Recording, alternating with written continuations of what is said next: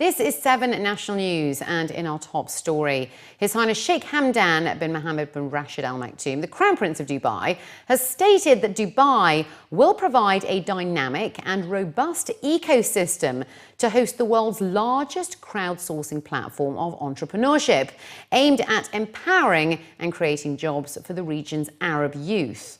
At the Clinton Global Initiative, the former US President Bill Clinton announced the launch of the Holt Prize Foundation's game-changing one-year Master of Entrepreneurship degree program.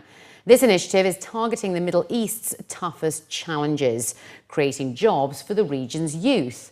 The MENA region will need to produce 80 million more jobs over the coming decade in order to maintain the current levels of unemployment, which are over 15%.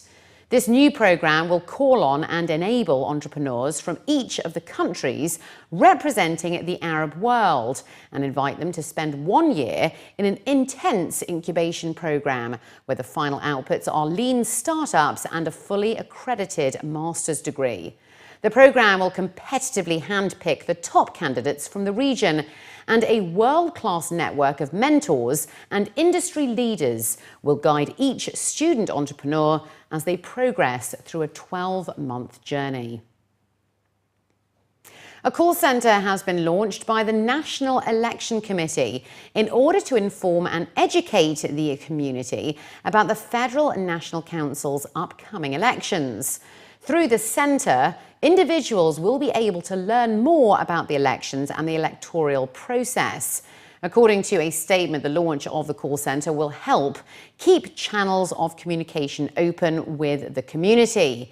It added that this also signifies that organisational and technical measures have reached advanced stages of development in order to ensure that all preparations are completed well ahead of the elections.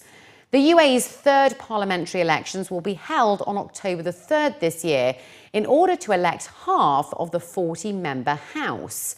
The other 20 members will be handpicked by their Highnesses, the rulers of the Emirates.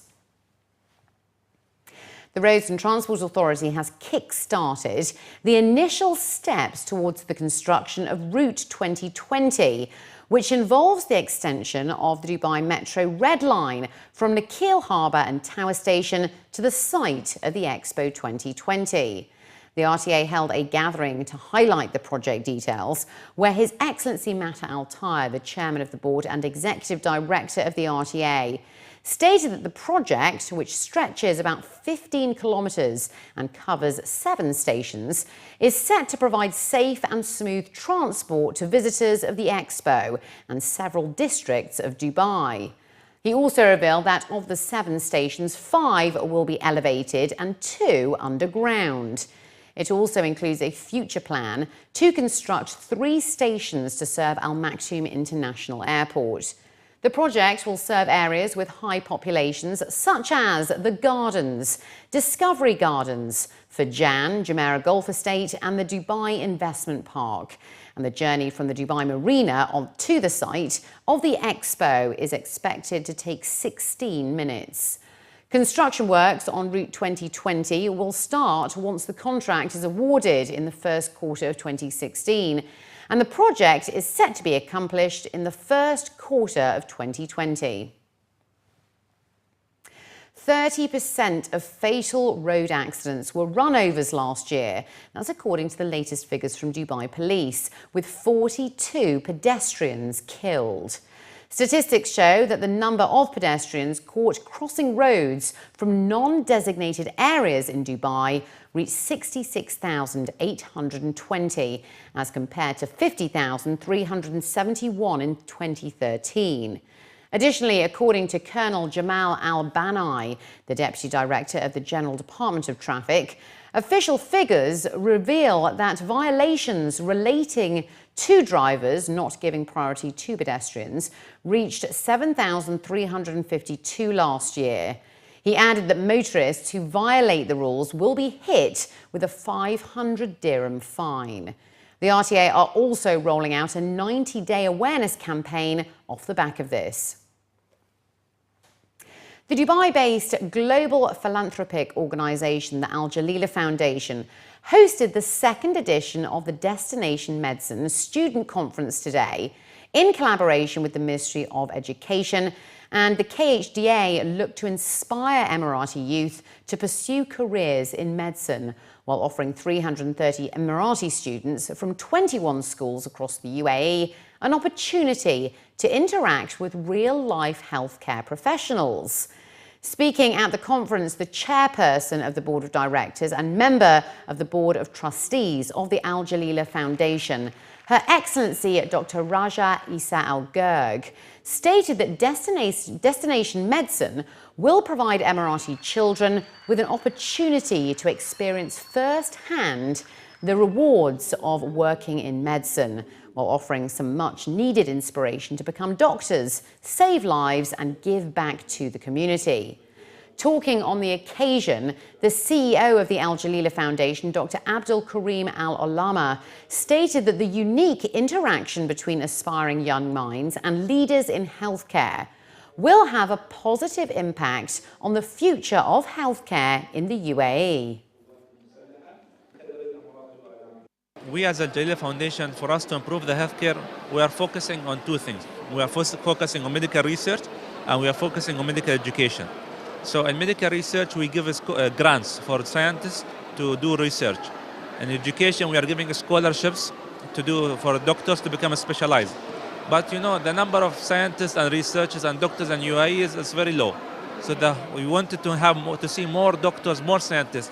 And this forum, inshallah, will help us to have more doctors and scientists. Students in the school, you know, they have a lot of options now. There are a lot of new careers that didn't have in the past. In the past, it was medicine and engineering. So they have a lot of options. And coming here, you know, this will be one of their options if they are thinking about it. So they can see firsthand, they can talk to us firsthand, you know, how is life being a doctor, how is the life being as a medical student. So we hope to answer their questions and to help them to make up their mind if they're interested in science and medicine.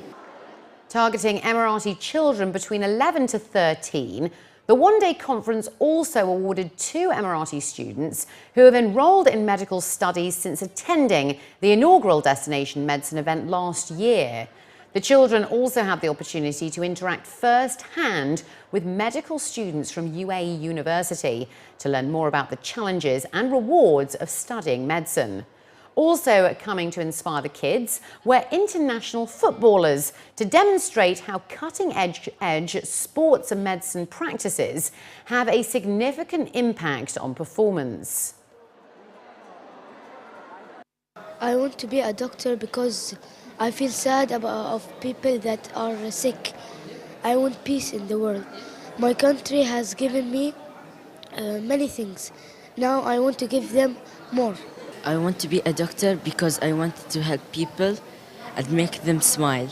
It will teach me about how to use the medicines, about how to do some emergency, helping when someone is, how to use the first aid, and that's all. Nominations have started for the Abu Dhabi Awards, which honours people of the community who have done something good for the Emirate.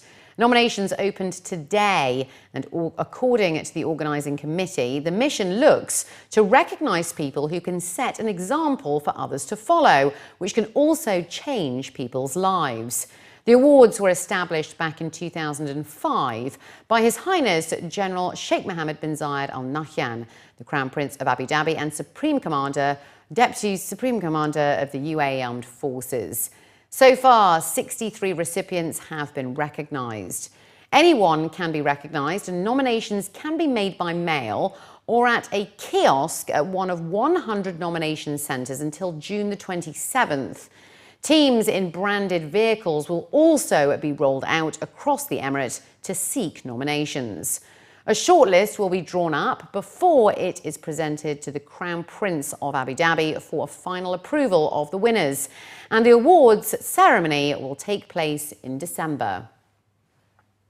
And finally, looking to other news now, a survey conducted by Honeywell in the UAE has revealed that air travel passengers are relying on new airport and in-flight technologies for a smarter, stress-free travel experience.